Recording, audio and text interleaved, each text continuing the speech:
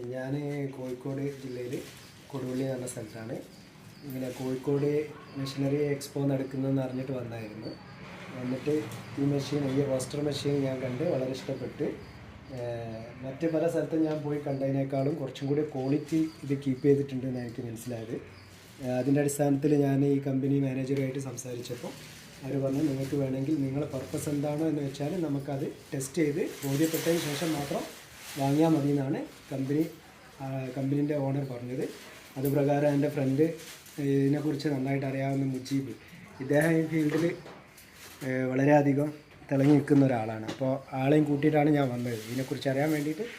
അപ്പോൾ അവർ എൻ്റെ അടുത്ത് പറഞ്ഞ പ്രകാരം കുറച്ച് ഞങ്ങളെ ആവശ്യം എന്ന് പറയുന്നത് അരി മുഴുവനായിട്ട് റോസ്റ്റ് ചെയ്യുന്നതായിരുന്നു.